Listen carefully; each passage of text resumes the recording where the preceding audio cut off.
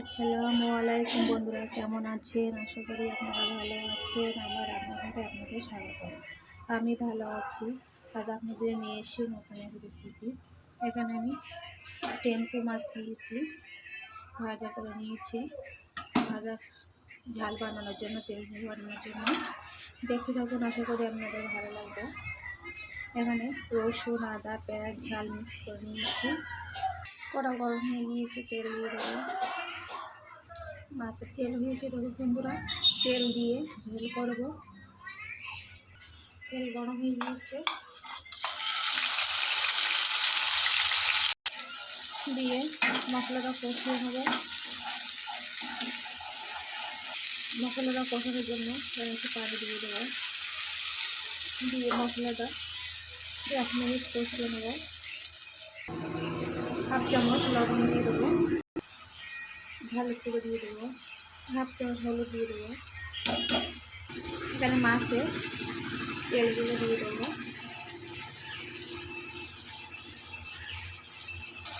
টাকা দিয়ে রাখবো। 1 মিনিট পরে ফিরে এসছি।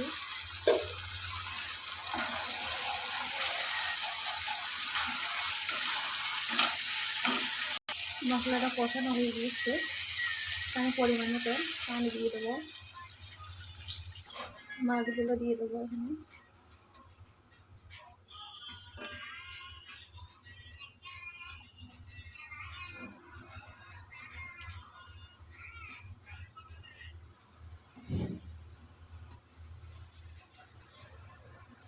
দিয়ে 1 মিনিট চাপা দিয়ে রাখবো।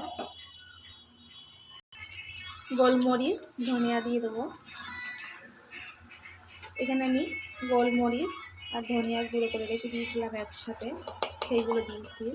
অল্প করে নিয়ে জিরে দিয়ে দেবো।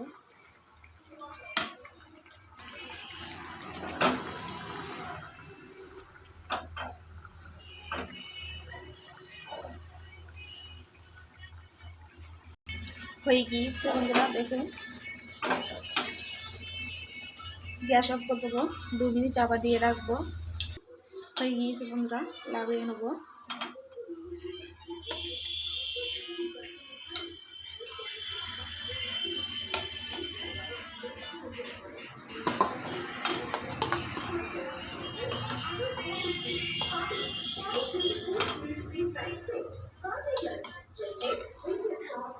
হয়ে গিয়েছে বন্ধুরা, দেখুন লাগিয়ে নিয়েছি। কত সুন্দর হয়েছে দেখুন বন্ধুরা, কালারটা কেমন হয়েছে। তেল ঝাল টেম্পু মাছে কমেন্ট বক্সে জানিয়ে দেবেন। ভালো লাগলে লাইক, কমেন্ট, শেয়ার করতে ভুলবেন না। আজকের মতন বিদায় নেব। এইভাবে টেম্পু মাছ ঝাল কে কে বানান কমেন্ট বক্সে জানিয়ে দেবেন। আজকের মতন বিদায় নিচ্ছি। আল্লাহ হাফেজ।